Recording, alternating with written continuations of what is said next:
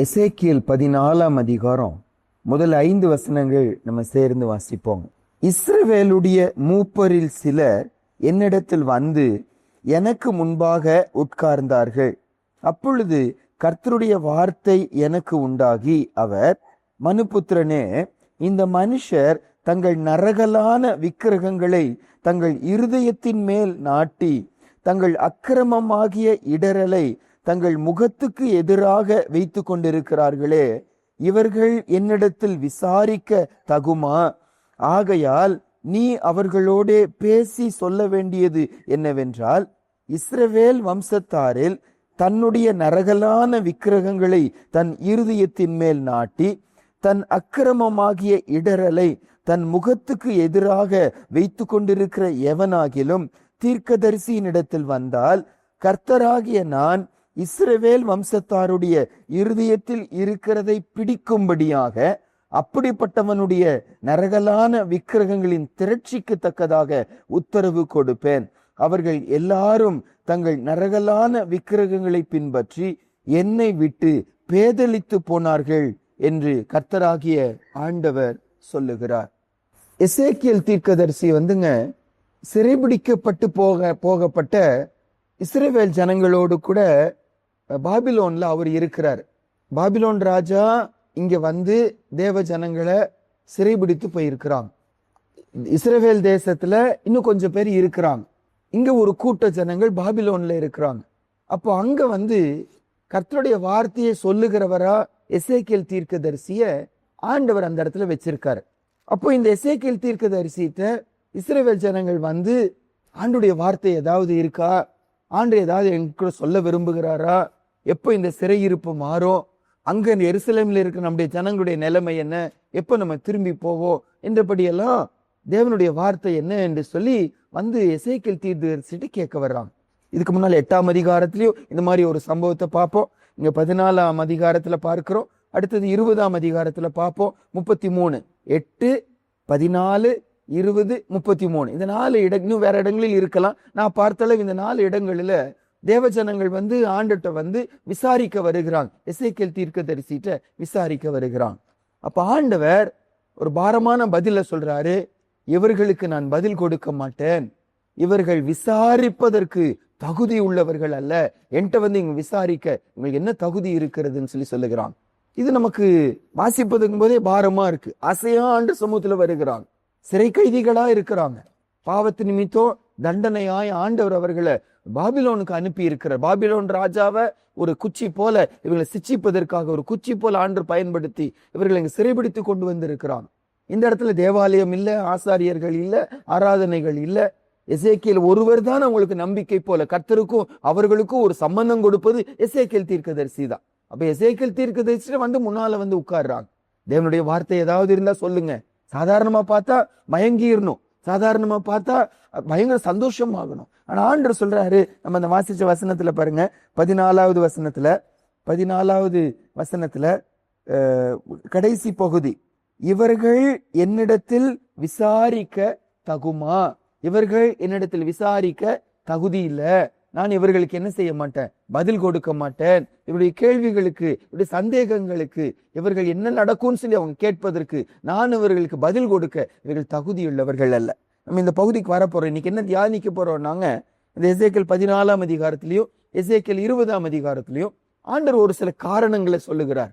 ஏன் ஆண்டவர் என்னதான் ஆசையா வசனத்தை கேட்க வந்தாலும், என்னதான் ஆசையா ஆண்டுடைய பாதத்துல உட்கார்ந்தாலும், ஏன் ஆண்டவர் பதில் கொடுக்க மாட்டார் என்று சொல்லி காரணத்தை இந்த இடத்துல சொல்லுகிறார். எந்த சிந்தியோடு நம்ம பார்ப்போம்னா, நம்ம லைஃப்லயும் ஒரு சில காரியங்கள் ஆண்டுகிட்ட பாரமா கேட்கிறோம், ஆசையா கேட்கிறோம், அவர் சமூகத்துல உட்கார்றோம், அவர்கிட்ட கேள்வி, ஆண்டவர் என்ன ஆண்டவரை சொல்ல விரும்புங்க, ஏன் இப்படி நடக்கிறது, எவ்வளவு நாள் இப்படி நடக்கும் என்று சொல்லி ஆண்டுகிட்ட கேட்கிறோம். நாமே நம்முடைய பக்தியை குறித்து நம்ம ஆச்சரிய சந்தோஷப்படுகிறோம். நம்ம ஆண்டுடைய பாதத்தை தான் உட்கார்றோம், ஆண்டுடைய சமூகத்துக்கு தான் நம்ம போறோம், பைபிள் தான் வாசிக்கிறோம், சபைக்கு தான் போறோம். ஆனா ஆண்டவர் சொல்றாரு, எனக்கு விருப்பம் இல்லை, நீங்க உங்க கேள்விக்கு நான் பதில் கொடுக்க மாட்டேன், உங்க சந்தேகங்களுக்கு நான் முடிவு கொடுக்க மாட்டேன். காரணம் என்ன? நம்ம இதை பார்க்கறதுக்கு முன்னால இதே மாதிரி இன்னும் ஒரு வசனம் பாருங்க. ஏசாயா புஸ்தகம் 1ஆம் அதிகாரத்துக்கு வருவோம். 13, 14, 15 வாசிப்போம். இங்கேயும் அவர்கள் பக்தி காட்டுகிறாங்க, ஆனா ஆண்டருக்கு அது விருப்பம் இல்லை, நான் பதில் கொடுக்க மாட்டேன்னு சொல்லி சொல்லுகிறார். வாசிப்போம். இனி வீண் காணிக்கைகளை கொண்டு வர வேண்டாம். தூபம் காட்டுதல் எனக்கு அருவருப்பாய் இருக்கிறது. நீங்கள் அக்கிரமத்தோடே ஆசரிக்கிற மாத பிறப்பையும் ஓய்வு நாளையும் சபை கூட்டத்தையும் நான் இனி சகிக்க மாட்டேன். உங்கள் மாத பிறப்புகளையும் உங்கள் பண்டிகைகளையும் என் ஆத்துமா வெறுக்கிறது. அவைகள் எனக்கு வருத்தமாய் இருக்கிறது. அவைகளை சுமந்து இளைத்து போனேன். நீங்கள் உங்கள் கைகளை விரித்தாலும் என் கண்களை உங்களை விட்டு மறைக்கிறேன். நீங்கள் மிகுதியாய் ஜெபம் பண்ணினாலும் கேளேன். உங்கள் கைகள் இரத்தத்தினால் நிறைந்திருக்கிறது. ஆண்டவர் அவங்களுடைய சபை கூடுதலையும் பக்தியையும் காணிக்கைகளையும் அவங்க பலிகளையும் குறை சொல்லல. ஆனா ஆண்டவர் சொல்றாரு, எனக்கு அது விருப்பம் இல்லை, எனக்கு அது சுமந்து இழைத்து போயிடுச்சு, எனக்கு வருத்தமா இருக்கிறது. காரணம் என்ன? அக்கிரமத்தை சரி பண்ணாம அக்கிரமத்தோடே காணிக்கை செலுத்துக்கிறாங்க. அக்கிரமத்திலிருந்து விடுதலை பெறாம அக்கிரமத்தோடே ஊழியம் செய்யறாங்க. அக்கிரமத்தோடே சபையில கூடுகிறாங்க. 15ஆம் வசனம் சொல்றாரு, உங்கள் கைகள் இரத்தத்தினாலே நிறைந்திருக்கு. என் சமூகத்துல கைகளை விரிக்கிறீங்க, ஆனா உங்க கைகளில நான் பரிசுத்தத்தை பார்க்கல. உங்க கைகளின் கிரியைகளில இரத்தத்தை பார்க்கிறேன், பாவத்தை பார்க்கிறேன். ஆகையால் உங்களுக்கு நான் பதில் கொடுக்க மாட்டேன் என்கிறார். அப்ப அதே போல இப்ப எசேக்கியேல் புஸ்தகத்துக்கு வருவோம். அந்த பகுதியில சொல்லப்பட்ட காரணங்களை நம்ம பார்த்துட்டு நம்ம வாழ்க்கையில் அப்படி இருக்கிறதோ என்று ஆராய்ந்து பார்த்து அப்படி இருக்கும்னா மனம் திரும்புவோம், ஆண்டு பக்கமா மன்னிப்பு கேட்போம், ஆண்டுகிட்ட நம்ம பதில பெற்றுக்கொள்வோம். 3வது வசனம் வாசிப்போம் பாருங்க. எசேக்கியேல் 14ஆம் அதிகாரத்துல 3 காரணங்களை நம்ம பார்க்கிறோம். அடுத்து 20ஆம் அதிகாரத்துல ஒரு காரணத்தை நம்ம பார்ப்போம். எசேக்கியேல் 14ஆம் அதிகாரம் 3வது வசனத்துல வாசிப்போம். மனுபுத்திரனே, இந்த மனுஷர் தங்கள் நரகலான விக்கிரகங்களை தங்கள் இருதயத்தின் மேல் நாட்டி தங்கள் அக்கிரமமாகி இடரலை தங்கள் முகத்துக்கு எதிராக வைத்து கொண்டிருக்கிறார்களே, இவர்கள் என்னிடத்தில் விசாரிக்க தகுமா? முதல் காரியம், ஆண்டவர் சமூகத்துல உட்காரும் போது நமக்கு நல்லா தெரியும், ஆண்டவர் வெளி தோற்றத்தை பார்க்கிற தேவன் அல்ல. நான் குளிச்சுட்டு வந்திருக்கிறேனா, நல்ல சட்டையை போட்டு இருக்கிறேனா, வெளிப்பிரகாரமா நேரா முழங்கால் போடுகிறேனா, நான் கண்களை மூடுகிறேனா, இதெல்லாம் கர்த்தர் என்ன செய்கிறது இல்ல, பார்க்கிறது இல்ல. ஆண்டவர் என்னத்தை தான் பார்க்கிறாரு? என் இருதயத்தை தான் பார்க்கிறார். அப்ப இந்த ஜனங்களை கர்த்தர் சமூகத்துல பக்தியை போல உட்காரும் போது ஆண்டவர் இருதயத்தை பார்க்கிறாரா? ஆண்டவர் பாரமா சொல்றாரு, தங்கள் இருதயத்திலே நரகலான விக்கிரகங்களை நாட்டி இருக்கிறாங்க அப்படின்னு சொல்லுகிறார். ஆண்டவர் பார்க்கும்போது அவர்களை வெளிப்பிரகாரமா பார்த்து மயங்காம இருதயத்தை பார்க்கிறாரு. இருதயத்துல விக்கிரகங்கள், அது என்ன விக்கிரகங்களா? நரகலான விக்கிரகங்கள், சும்மா வைக்கப்படல, நாட்டி வைக்கப்பட்டிருக்கிறது சொல்லுகிறது பார்க்கிறோம். நரகல் என்ன அர்த்தம்? மனுஷனுடைய கழிவு. அந்த அளவு கேவலமா கர்த்தர் விக்கிரகத்தை பார்க்கிறார். அப்ப இந்த இடத்துல ஆண்டவர் அவர்களை பார்க்கும்போது இருதயத்துக்குள்ள நரகலான விக்கிரகங்களை நல்லா அஸ்திபாரம் போட்டது போல நாட்டி வைத்திருக்கிறாங்க. ஆகையால் அவர்கள் நான் பதில் கொடுக்க மாட்டேன், அவர்கள் விசாரிக்க தகுதியானவர்கள் அல்லன்னு சொல்லுகிறான். இருதயத்துல நாட்டி வைத்திருக்கிறாங்க. அப்படின்னா இது ஒரு பொருளா என்ன செய்ய முடியாது, இருக்க முடியாது. ஒரு பிசிக்கலான ஒரு விக்கிரகமா இருக்க முடியாது, ஒரு சிலையா இருக்க முடியாது. இது ஆவிக்குரிய இருதயத்துல வைக்கப்படணும்னா அது ஒரு பிசிக்கலான ஒரு பொருளா என்ன செய்ய முடியாது, இருக்க முடியாது. அப்ப இதே மாதிரி இன்னொரு வசனம் பாருங்க. எசேக்கியேல் 11ஆம் அதிகாரத்துல, எசேக்கியேல் 11ஆம் அதிகாரம் 21வது வசனத்துல அந்த இருதயத்துக்குள்ள என்ன இருந்துச்சு, எதை ஆண்டவர் விக்கிரகம்னு சொல்லுகிறாரு. எசேக்கியேல் 11ஆம் அதிகாரம் 21வது வசனம். ஆனாலும் சீ என்று இகழப்படத்தக்கதும் அருவருக்கப்படத்தக்கதுமான தங்கள் இருதயத்தின் இச்சையிலே எவர்கள் நடக்கிறார்களோ அவர்களுடைய வழியின் பலனை அவர்கள் தலைகளின் மேல் சுமர பண்ணுவேன் என்று கர்த்தராகிய ஆண்டவர் சொல்லுகிறார். அந்த இருதயத்துக்குள்ள என்ன இருக்கா? இச்சை இருக்கிறது ஆண்டு சொல்லுகிறார்.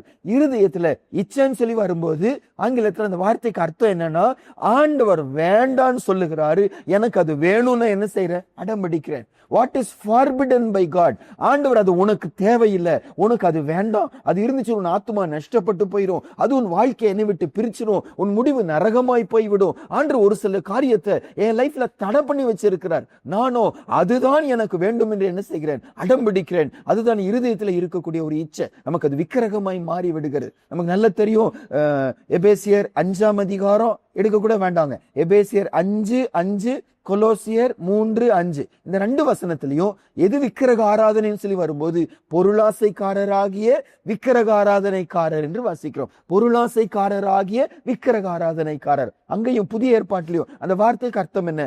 ஆண்டவர் வேண்டான்னு சொல்லுகிறாரு, நான் அதுக்கு வேணும்னா என்ன செய்யறேன்? நான் அடம்பிடிக்கிறேன். இப்ப ஆண்டுடைய பிள்ளைங்க கூட இப்ப ஒரு சிலருக்கு இப்ப என் ஆண்டவரால எனக்கு முடிய வளர வைக்க முடியுமா? முடியாதா? வளர வைக்க முடியும். ஆண்டவர் என் முடிய கருப்பாக்காம வைக்க முடியுமா? அவரால முடியும். என் முகத்தை எப்பொழுது இளமையாய் வைக்க முடியுமா? ஆண்டவரால முடியும். ஆனா ஆண்டவர் எனக்கு வேண்டான்னு நினைக்கிறார், எனக்கு முடி வேண்டான்னு நினைக்கிறார், எனக்கு கருப்பு முடி வேண்டான்னு நினைக்கிறார், என் முகத்துக்கு அழகு வேண்டான்னு நினைக்கிறார். நானும் எனக்கு அழகு வேணும், நான் முடிய வைக்கிறேன், ஆர்டிபிஷியல் முடிய நான் வைக்கிறேன், என் வெள்ளை முடிய நான் கருப்பாக்குகிறேன். இந்த மாதிரி கர்த்தர் என் முகம் ஆண்டவர் வித்தியாசமா இருக்கணும்னு நினைக்கிறார், நானும் மேக்கப்பை போட்டு என் முகத்தை வித்தியாசப்படுத்துகிறேன்.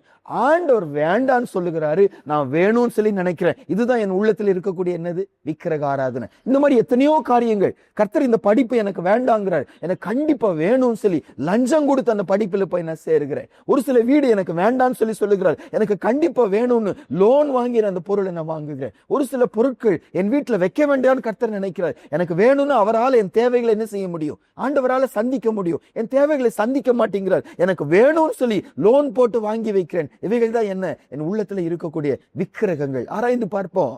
எதெல்லாம் கர்த்தர் வேண்டான்னு சொல்லுகிறாரோ நான் அதுக்கு வேணும்னு அடம் பிடிச்சு அதுக்காக எக்ஸ்ட்ரா வேலை செய்வது, அதுக்காக சம்பளம், அதுக்காக மனுஷரை ஏமாற்றுவது, அதுக்காக சண்டை போடுவது, அதுக்காக கடன் வாங்குவது, வட்டிக்கு கடன் வாங்குவது, இப்படி எல்லாம் எதெல்லாம் நம்ம செய்து கொண்டு இருக்கிறோம். ஆண்டவர் சமூகத்துல வரும்போது வெளியே பார்த்து ஏமாந்து போகிறது இல்ல, என் உள்ளத்தை பார்க்கிறாரு. அவங்க உள்ளத்துக்குள்ள நரகலான விக்கிரகத்தை நாட்டி வச்சிருக்கிறாங்க. இந்த நாட்டி வச்சிருக்கிறாங்க அர்த்தம் என்னன்னாங்க, நமக்குள்ள பாவம் வரும்.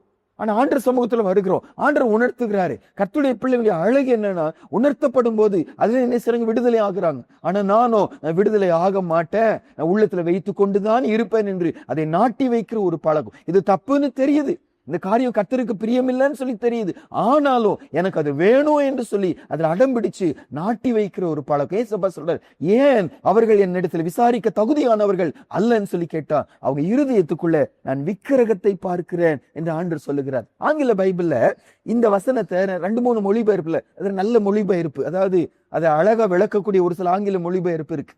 அதாவது என்ன சொல்லுவாங்கன்னா, ஆம்பிளிஃபை பண்றதுன்னு சொல்லுவாங்க. ஒரு எபிரேய வார்த்தை எடுத்துக்கொண்டா அதுக்கு வெறும் ஒரு அர்த்தம் மட்டும் இருக்காது, ரொம்ப ஆழமா நிறைய அர்த்தங்கள் இருக்கும். அந்த அர்த்தத்தெல்லாம் கொடுக்கக்கூடிய ஒரு சில பைபிள் இருக்கு. அப்ப அந்த பைபிள்ல என்ன போட்டிருக்காங்கன்னாங்க, இந்த இடத்துல இருதயத்துல இருக்கக்கூடிய நரகலான விக்கிரகங்கள்னு சொல்லி வைக்கும்போது அதுக்கு அவங்க விளக்கம் என்ன கொடுக்கறாங்க? Idols of self will and unsubmissiveness. Self will and unsubmissiveness. இந்த வார்த்தைக்கு அர்த்தம் என்னன்னா, நான் நினைச்சதுதான் நடக்கணுங்கிறது விக்கிரகமா. எனக்கு எது இஷ்டமோ நான் கர்த்தருடைய சித்தத்துக்கு நான் விட்டு கொடுக்க மாட்டேன், என் சித்தம் தான் நடக்கணும் என்று சொல்லி அப்படி உள்ளத்துல நினைக்கிறோம் பாருங்க. இந்த இடத்துல அதை தான் ஆண்டவர் விக்கிரகம்னு சொல்லி சொல்லுகிறார். என் இஷ்டத்துக்கு விட்டு கொடுக்க மாட்டேங்கிறாங்க, என் விருப்பத்துக்கு விட்டு கொடுக்க மாட்டேங்கிறாங்க. இந்த நேரத்துல எருசலேம்ல சிதேக்கியா ராஜா இருக்கிறாங்க. சிதேக்கியா ராஜாவும் பாபிலோனுக்கு கர்த்தருடைய வார்த்தையின்படி வராம அங்கேயே அடம்பிடிச்சு உட்கார்ந்து கொண்டு இருக்கிற ஒரு சில யூத ஜனங்கள் இருக்கிறாங்க. அப்ப ஆண்டவர் சொல்றாரு, என் விருப்பம் அவர்கள் பாபிலோனுக்கு வரணும், ஆனா அவர்கள் செல்ஃப் வில் என்னன்னா, நான் அங்கதான் இருப்பேன், நான் வரமாட்டேன்னு சொல்லி சொல்லுகிறாங்க. இன்னைக்கு நம்ம லைஃப்ல என்ன காரியங்கள் அப்படி இருக்கிறது?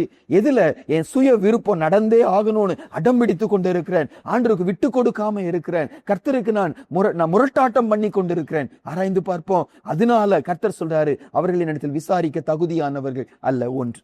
இரண்டாவது, எசேக்கியேல் 14ஆம் அதிகாரத்துக்கு மறுபடியும் வருவோம். மறுபடியும் ஒரு அந்த 3வது வசனத்தை வாசிப்போம். எசேக்கியேல் 14:3 வசனம்.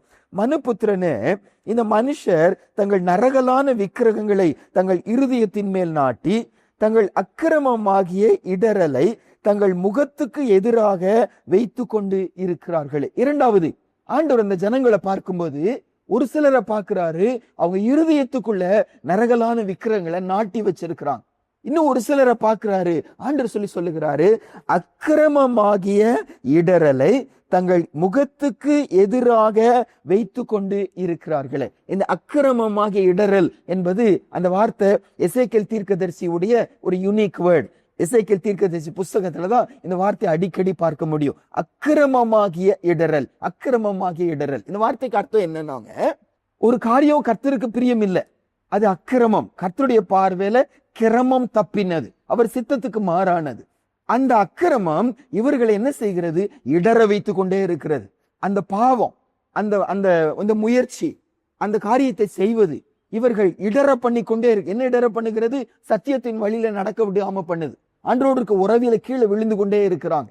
இந்த அக்கிரமம் தான் அவங்க இடற பண்ணுகிறது. ஆனால் அவர்களோ அதை தள்ளி விடாம தங்க முகத்துக்கு முன்னாலே அதை என்ன செய்யறாங்க? வைத்து கொண்டிருக்க. அப்படின்னு என்ன அர்த்தம்? அவங்க போக்கஸ் முழுதும், அவங்க விருப்பம் முழுதும் அந்த காரியம் அவர்களை இடற பண்ணுகிறதுன்னு தெரிஞ்சும் அதையே முன்னால வைத்து கொண்டு இருக்கிறாங்களா அன்று வேதனைப்படுகிறார். இந்த காரியம் அவர்கள் பாவத்துக்குள்ள கொண்டு போகுது, அவங்க ஆத்மாவை நரகத்துக்குள்ள கொண்டு போகுது, அவர்களை விளர வைக்கிறது, அவங்களால ஜெபிக்க முடியாம பண்ணுது, சபைக்கு வர முடியாம பண்ணுது. அந்த காரியம் அவர்களை கர்த்தரை விட்டு பிரிக்குது, இடற பண்ணி கொண்டு இருக்கிறது. ஆனாலும் அது முகத்துக்கு முன்னாலே என்ன செய்யறாங்க? வைத்து கொண்டே இருக்கிறாங்க. அதையே முன்னால கவனித்து கொண்டே இருக்கிறாங்க. அதுதான் அவங்க ஆசையா, அதுதான் அவங்க விருப்பமா, அதுதான் வாழ்க்கையின் நோக்கமா இருந்து கொண்டே இருக்கிறது. ஆண்டவர் சொல்றாரு, இவர்கள் விசாரிக்க தகுதியானவர்கள் அல்ல. இப்ப நம்ம லைஃப்ல இன்னைக்கு யோசிச்சு பார்ப்போம். நம்ம எல்லாருக்கும் நல்லா தெரியுங்க, இந்த காரியம் நம்மளை இடற பண்ணுது, இந்த ஆசை நம்மளை இடற பண்ணுது, இந்த விருப்பம், இந்த நோக்கம் நம்மளை இடற பண்ணு. அது எதுவா கூட இருக்கலாம். ஒரு சிலர் கோல்டு மேல அவ்வளவு ஆசையா இருக்கலாம். அந்த கோல்டு ஆசை அவர்களை இடற பண்ணி கொண்டே இருக்கிறது. பண ஆசை இடற பண்ணி கொண்டே இருக்கிறது. ஒரு சில இச்சைகள் இடற பண்ணி கொண்டே இருக்கிறது. இப்போ ஒரு சில பிரதர்ஸ் எல்லாம் சொன்னாங்க, இந்த போன் என்னை இடற பண்ணுகிறது என்று சொல்லி, அந்த போனை நான் யூஸ் ஒரு நம்ம சபையில் இருக்க ஒரு இங்கேயும் ஒரு சிலர் அப்படி இருக்கிறாங்க. ஒரு ஊழியக்கார குடும்பம் தான், நல்ல ஆண்டுடைய பிள்ளைங்க. அந்த செல்போன் அவங்களை கர்த்தரை விட்டு பிரிக்குதுன்னு சொல்லி சொன்ன உடனே இந்த மாதிரி போனை ஸ்டாப் பண்ணிட்டு சின்ன போனை கையில எடுத்துக்கொண்டாங்க. இன்னைக்கு வரைக்கும் சின்ன போன் தான் வச்சுட்டு இருக்காங்க. ஏன்னு சொல்லி கேட்டா, இது என்ன செய்கிறது? இடற பண்ணுகிறது. ஆகல அந்த போன் எனக்கு அவசியம் இல்லை, நான் சின்ன போனை வைத்துக் கொள்ளுகிறேன் என்று சொல்லி அவங்க ரொம்ப தேவையா இருந்தாலும் இந்த சின்ன போனை தான் வைத்துக் கொள்ளுகிறாங்க. இல்லாம வாழ முடியும், என் கண்ண முன்னால் அதை என்ன செய்ய வைக்க. இந்த மாதிரி எத்தனையோ காரியங்கள் நம்ம லைஃப்ல இது இடற பண்ணுதுன்னு தெரியுது, ஆனாலும் அதையே கண்ண முன்னால வைத்துக் கொண்டிருக்கும். அதுக்கு பதிலா பைபிள் என்ன சொல்லி தெரியுமாங்க? நமக்கு தெரிஞ்ச வசனம் தான். சங்கீதம் 16ஆம் அதிகாரத்துல 8வது வசனத்துல, கர்த்தரை எப்பொழுதும் எனக்கு முன்பாக என்ன செய்கிறேன்? நான் வைத்துக் கொண்டிருக்கிறேன், ஆகையால் நான் அசைக்கப்படுவதில்லை. சரி, வாசிச்சிருவோமாங்க. 16ஆம் சங்கீதம் 8வது வசனம். தாவீது சொல்லுகிறாரு, அவர் எப்படி இடராம வாழ்ந்தாரு, எப்படி தொடர்ந்து கர்த்தருடைய பிள்ளையாய், அவருக்கு பிரியமானவர், அவருக்கு இருதயத்துக்கு ஏற்றவனாய் வாழ்ந்தார். தன்னுடைய ரகசிய தாவீது சொல்லும்போது சொல்றாரு, சங்கீதம் 16:8, கர்த்தரை எப்பொழுதும் எனக்கு முன்பாக வைத்திருக்கிறேன், அவர் என் வலது பார்சத்தில் இருக்கிறபடியால் நான் அசைக்கப்படுவது இல்லை. எப்பொழுதும் கர்த்தரை தான் எனக்கு முன்னால வைக்கிறேன், என் பக்கத்துல வச்சிருக்கிறேன், ஆகையில என்ன செய்ய மாட்டேன்? அசைக்கப்படுவதில்லை. எனக்கு ஆசை விருப்பம் எது இருந்தாலும் அதை தள்ளி போட்டு கர்த்தரை எனக்கு முன்னால வைக்கிறேன். எபிரேயர் 12ஆம் அதிகாரம் 1 வசனத்துல, விசுவாசத்தை துவக்குகிறவரும் முடிக்கிறவருமாய்க்க இயேசுவையே நோக்கி நமக்கு நியமிக்கிற ஓட்டத்துல பொறுமையோடு ஓடும். என் போக்கஸ் யாரு? ஜீசஸா இருக்கணும். என் நோக்கம் யாரு? இயேசுவையா இருக்கணும். என் நோக்கம் என்ன? இயேசுவை போல மாழுவதா இருக்கணும். அதுதான் நம்முடைய பாரமா இருக்கணும். நம்ம மனவாட்டிங்கிற சத்தியத்தை புரிந்து கொள்வோமானா மனவாளன் தான் நம்முடைய வாஞ்சியா இருக்கணும். வேற என்ன வாஞ்சியா இருக்கிறது? இயேசுப்பா சொல்லுகிறார், ஏன் விசாரிக்க தகுதி இல்லைன்னா அவங்க கண்களுக்கு முன்பாக அது இடற பண்ணுதுன்னு தெரிஞ்சும் அதையே முன்னால் என்ன செய்யறாங்க? வைத்து கொண்டு இருக்கிறாங்க. அவங்க மறைச்சிக்கிறது இல்ல, அவங்க மறைவாயதை செய்வதில்லை, தைரியமா எல்லாருக்கும் முன்னால அதுதான் நாடி போகிறாங்க, அதுதான் நாடி தேடுகிறாங்க. அதை அவர்கள் இடற பண்ணி கொண்டிருக்கிறது. இவர்கள் விசாரிக்க தகுதியானவர்கள் அல்ல. இரண்டாவது. மூன்றாவதாக எசேக்கியேல் 14ஆம் அதிகாரம் 5வது வசனம் எடுத்துக்கொள்வோம் பாருங்க. அங்க இன்னொரு காரணத்தை சொல்றார், ஏன் விசாரிக்க அவர்கள் தகுதியானவர்கள் அல்ல. வாசிப்போம். அவர்கள் எல்லாரும் தங்கள் நரகலான விக்கிரகங்களை பின்பற்றி என்னை விட்டு பேதலித்து போனார்கள் என்று கர்த்தராகிய ஆண்டவர் சொல்லுகிறார். இந்த பேதலித்து போனார்கள், அந்த வார்த்தைக்கு அர்த்தம் என்னன்னாங்க, என்னை விட்டுட்டு தூரம் என்ன செஞ்சுட்டாங்க? போயிட்டாங்க. என்னை விட்டு பேதலித்து போனார்கள் அப்படின்னு என்ன அர்த்தம்? நான் அவர்களுக்கு ஒரு அந்நியனாய் மாறிட்டேன், நான் அவர்களுக்கு ஒரு ஸ்ட்ரேஞ்சரா நான் மாறிட்டேன், ஒரு ஃபாரினரா மாறிட்டேன். நான் அவர்களுடைய தகப்பன், அவர்களை சிருஷ்டித்தவர் நான், அவர்களை நடத்தி வருகிறவர் நான். ஆனா நான் அவர்களுக்கு என்னவா மாறிட்டேன்? அந்நியனாய் மாறி. ஆண்டு பாரப்படுகிற, நம்மோடு நெருங்கி இருக்க ஆசைப்படுகிற, நம்ம வாழ்க்கையின் எல்லா பகுதிகளிலும் இடைப்பட கர்த்தர் ஆசைப்படுகிறார். நாமோ ஆண்டவரை தூரம் வைக்கிறோமா? அவர் பக்கத்துல விட மாட்டேங்கிறோம், அவர் விருப்பத்துக்கு விட்டு கொடுக்க மாட்டேங்கிறோம், அவர் ஆளுகைக்கு விட்டு கொடுக்க மாட்டேங்கிறோம். என்னை என் ஜனங்க தூரப்படுத்துகிறாங்களே. எரேமியா புஸ்தகம் 2ஆம் அதிகாரம் 11, 12, 13 வாசிப்போங்க. அதுல 6வது வசனத்துலதான் அந்த பாரமான வசனம், என்னை விட்டு தூரப்பட்டு மாயை பின்பற்றி வீணராய் போவதற்கு என்னிடத்தில் என்ன அநியாயத்தை கண்டீர்கள். வாசிப்போம். எந்த ஜாதியாவது தேவர்கள் அல்லாத தங்கள் தேவர்களை மாற்றினது உண்டோ என்று பாருங்கள். என் ஜனங்களோ வீணானவைகளுக்காக தங்கள் மகிமையை மாற்றினார்கள். வானங்களே, இது நிமித்தம் பிரமித்து கொந்தளித்து மிகவும் திடுக்கிடுங்கள் என்று கர்த்தர் சொல்லுகிறார். என் ஜனங்கள் 2 தீமைகளை செய்தார்கள்.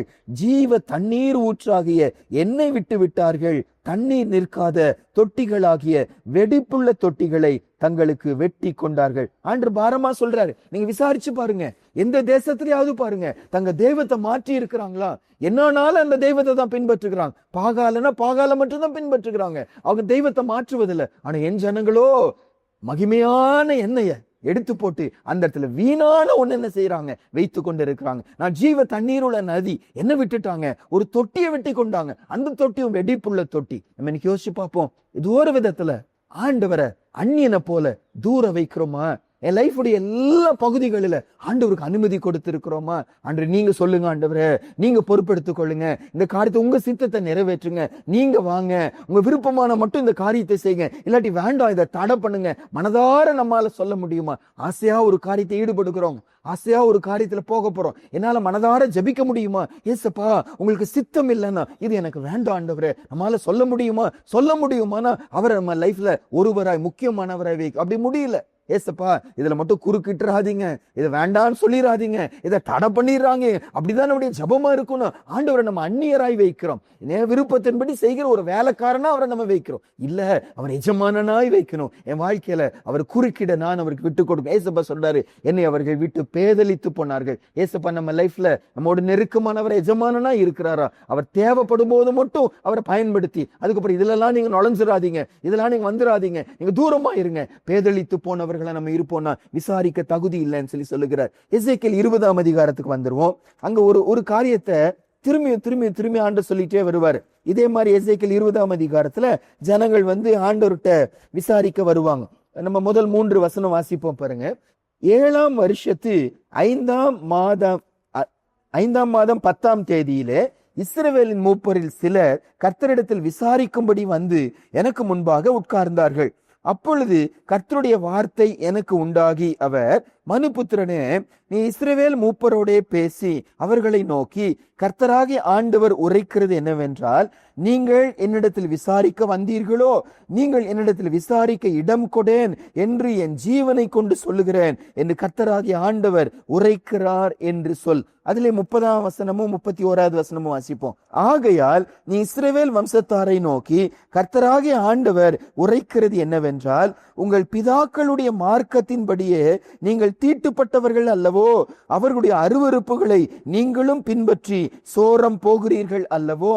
நீங்கள் உங்கள் பிள்ளைகளை தீக்கடக்க பண்ணி உங்கள் பலிகளை செலுத்துகிற போது இந்நாள் வரைக்கும் அவர்களுடைய எல்லா நரகலான விக்கிரகங்களாலும் நீங்கள் தீட்டுப்படுகிறீர்களே. நீங்கள் என்னிடத்தில் விசாரிக்க இடம் கொடுப்பேனோ? இஸ்ரவேல் வம்சத்தாரே, நீங்கள் என்னிடத்தில் விசாரிக்கும்படி இடம் கொடுப்பது இல்லை என்று என் ஜீவனை கொண்டு சொல்லுகிறேன் என்று கர்த்தராகிய ஆண்டவர் உரைக்கிறார். ஆண்டவர் சொல்றாரு, விசாரிக்க கூடாது, விசாரிக்க நாங்க விட மாட்டேன்னு சொல்ற. ஏன் சொல்லி சொல்றாரு? உங்கள் பிதாக்களை போலவே நீங்க என்ன செய்றீங்க. நீங்க இந்த அதிகாரத்துல நான் பார்த்த போதுங்க பாருங்க, 20ஆம் அதிகாரத்துல 13, 15, 21, 23 இந்த 4 இடங்களிலும் திரும்பியும் கர்த்தர் சொல்லுவாரு, என் ஜனங்க நான் கொடுத்த கற்பனையின்படி செய்யாம அதை வெறுத்தாங்க, ஓய்வு நாட்களை பரிசுத்த குலைச்சல் ஆக்கினார்கள். அப்ப ஆண்டவர் இந்த ஒரே ஒரு வசனம் மட்டும் வேணா வாசிப்போம். 23ஆவது வசனம் மட்டும் வாசிப்போமாங்க. எசேக்கியேல் 20:23. ஆனாலும் அவர்கள் என் நியாயங்களின்படி செய்யாமல் என் கட்டளைகளை வெறுத்து என் ஓய்வு நாட்களை பரிசுத்த குலைச்சல் ஆக்கினபடியினாலும் அவருடைய கண்கள் அவர்கள் பிதாக்களின் நரகலான விக்கிரங்களின் மேல் நோக்கமாய் இருந்தபடியினாலும். திரும்பி இந்த பகுதியில ஆண்டவர் பாரமா சொல்றாரு, நான் வசனத்தை கொடுத்தேன், அதை அன்படி செய்யல, அதை வெறுத்தாங்க, அதை ஒதுக்கி தள்ளினாங்க, அதன் அடையாளமா ஓய்வு நாளை பரிசுத்த குலைச்சல் ஆக்கினார்கள். திரும்பியும் இந்த இடத்துல ஆண்டவர் அவங்க பாஸ்ட ஞாபகப்படுத்துறார். அவங்க உதவி செய்ய மாட்டேன்னு சொல்லி சொன்னேன், ஆனா என்னால முடியல, ஏன்னா என் பேர் அவங்க மேல வைக்கப்பட்டிருக்கிறது, அவங்களுக்கு அவமானம்னு எனக்கு தான் அவமானம், உதவி செய்ய மாட்டேன்னு ஆனாலும் குறுக்கிட்டேன். அவர்கள் தேவஜனமா இருக்கும்போது அவர்கள் எனக்கு பிரியமா நடக்கல, உதவி செய்ய மாட்டேன்னு. ஆனாலும் என்னால முடியல. திரும்பி திரும்பி சொல்ல, எகிப்துல இருந்தாங்க, வனாந்திரத்துல இருந்தாங்க, கானான் தேசத்துல வந்தாங்க, ஆனாலும் இரக்கம் பாராட்டி கொண்டே இருந்தேன். ஆனாலும் என் ஜனங்கள் ஓய்வு நாளை பரிசுத்த கொலைச்சலாக்கினார்கள். எனக்கும் அவர்களுக்கு ஒரு அடையாளமா அது இருந்துச்சு, அதை பரிசுத்த கொலைச்சலாக்கினார்கள். இப்ப 20ஆம் அதிகாரத்துல ஆண்டவர் மையப்படுத்துகிற காரியம் என்ன? அந்த ஓய்வு நாளை பரிசுத்த கொலைச்சல் ஆக்கினதை கர்த்தர் சொல்லுகிறார். அதாவதுங்க, நம்ம ஒருவேளை சிம்பிளா நினைச்சிருவோம், ஆராதனைக்கு வருவது, கர்த்தருடைய நாள்ல சபைக்கு வருவது நம்ம சாதாரணமா நினைப்போம், நமக்கு டைம் கிடைச்சா நம்ம வர்றோம்னு சொல்லி. ஆனா ஆண்டவர் சொல்றாரு, அதை அசட்டை பண்ணும்போது அவரை நம்ம பரிசுத்த கொலைச்சல் ஆக்குகிறோமா, வார்த்தையை மீறுகிறோமா? அப்பேற்பட்டவர்கள் கர்த்தரிடத்தில் விசாரிக்க தகுதியானவர்கள் அல்ல. நான் ஆண்டவரை நேசிக்கிறேன் என்பதை வெளிப்பிரகாரமா காண்பிக்கிற ஒரு காரியம் என்ன? ஓய்வு நாளை கர்த்தருக்கு என்ன செய்யணும், நம்ம கொடுக்கிறோம். பழைய ஏற்பாடுல சனிக்கிழமை ஓய்வு நாளா இருந்தது. ஆனா புதிய ஏற்பாடுல ஆண்டவர் உயிரோடு எழுந்ததுனால அந்த நாளை ஞாயிற்றுக்கிழமை சபைகளில் என்ன செஞ்சுட்டாங்க, கர்த்தருடைய நாளா பிரித்தெடுத்தாங்க. புதிய ஏற்பாடுலயும் கர்த்தருடைய நாள் என்று வரும்போது இந்த ஞாயிற்றுக்கிழமையை குறித்து நம்ம வாசிக்கிறோம். அப்ப அந்த நாளை நான் அசட்டை பண்ணும்போது ஆண்டவர் சொல்றாரு, நீ விசாரிக்க தகுதியானவர்கள் அல்ல, அந்த நாளை பரிசுத்த கொலைச்சல் ஆக்கினீர்கள். எபிரேயர் 10ஆம் அதிகாரத்துல நமக்கு டைம் இல்ல வாசிக்கிறதுக்கு, மேபி நோட் பண்றோம், நோட் பண்ணிக்கோங்க. எபிரேயர் 10ஆம் அதிகாரம் 25ல இருந்து 29வது வசனம் வரைக்கும் இந்த சபை கூடுதலை குறித்து ஆண்டவர் அங்க பாரமா சொல்றாரு. சிலர் அதை அசட்டை பண்ணுவது போல என் ஜனங்க என்ன செய்யறாங்க, கடைசி நாட்களில அசட்டை பண்ணுகிறாங்க. நீங்க ஒருத்தருக்கும் அதுதான் புத்தி சொல்லணும். பல காரணங்கள் நீங்க நல்லா கவனிச்சு பாருங்க. என்ன காரணமா இருந்தாலும் கடைசியில பிசாசு கொண்டு வந்து நிறுத்துவது என்னன்னா, இந்த கர்த்தருடைய நாளை அசட்டை பண்ணுவதில் கொண்டு வந்து நிறுத்துவான். ஆண்டவர் சொல்றாரு, இதை செய்யும் போது அந்த எபிரேயர் 10ஆம் அதிகாரத்துல நம்ம சிம்பிளா நினைக்கிறோம், அந்த பாவம் தேவனுடைய குமாரனை காலின் கீழ் மிதிப்பதற்கு சமானமா. கர்த்தருடைய நாளை நான் அசட்டை பண்ணும்போது, ஆண்டுடைய நாள்ல நான் அவருடைய சபைக்கு வராம வேலைக்கு போவதோ ஃபங்க்ஷனுக்கு போவதோ வேற ஏதாவது என்ன செய்யும் போது, எபிரேயர் 10ஆம் அதிகாரத்துல வாசிக்கிறோம், தேவனுடைய குமாரனை காலின் கீழ் மிதிக்கிறாங்க. அவர்களை பரிசுத்தம் செய்த ரத்தத்தை அவர்கள் அசுத்தம் என்று எண்ணுகிறாங்க.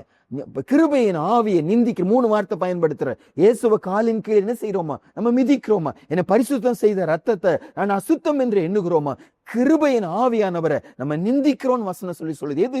ஓய்வு நாளை அசட்டை பண்ணும்போது. அதனாலதான் எசேக்கியேல் 20ஆம் அதிகாரத்துல சொல்றாரு, அந்த என்னுடைய நாள் அவர்கள் அசட்டை பண்ணினார்கள், என்னிடத்தில் விசாரிக்க தகுதியானவர்கள் அல்ல. நமக்கு முன்ன 4 காரியங்களை நீ காலையில ஆண்டு சுட்டி காட்டுகிற. எதுல நம்ம குறை உள்ளவரா இருக்கிறோம்? என் இருதயத்துல ஏதோ ஒரு காரியம் கர்த்தர் வேண்டாங்கிறாரு, அதுதான் வேணும்னு சொல்லி அடம்பிடித்து கொண்டு இருக்கிறோமா? இரண்டாவது, அந்த காரியம் இடர பண்ணுகிறது தெரிஞ்சிருந்தோம் அதை என் கண்ணு முன்னால வச்சு அதே வாழ்க்கை நோக்கமா ஓடிக்கொண்டு இருக்கிறோமா? கர்த்தரை விட்டு பேதலித்து போனவர்களா, அவரை தூரம் வைக்கிறவர்களா, எல்லாத்திலும் அவரை இன்வால்வ் பண்ணாம ஏதோ ஒரு சில காரியத்துல மட்டும் அவருக்கு இடம் கொடுக்கிறவர்களா, மற்ற இடத்துல தூரம் வைக்கிறவர்களா இருக்கணுமா? ஓய்வு நாளாகிய கர்த்தருடைய நாளை சபை கூடுதலை நம்ம அசட்டை பண்ணுகிறோமா? ஆராய்ந்து பார்ப்போம், ஆண்டவர்ட்ட அர்ப்பணிப்போம். ஆண்டவரே, இன்னைக்கு எங்க கூட குறைகள் இருக்கிறதப்பா.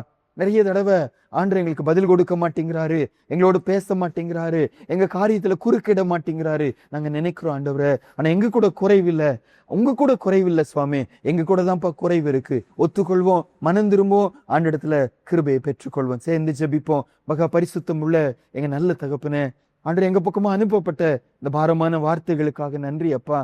என் ஜனங்கள் போல உட்கார்ந்து கர்த்தருடைய சித்தத்தை அறிய விரும்புகிறார்கள், ஆனால் இருதயமோ என்னை விட்டு தூரமா இருக்கிறது. நீங்க பாரமா சொல்லுகிற இந்த வார்த்தைகளை எங்க முன்னால நீங்க வைக்கிறோம் ஆண்டவரே.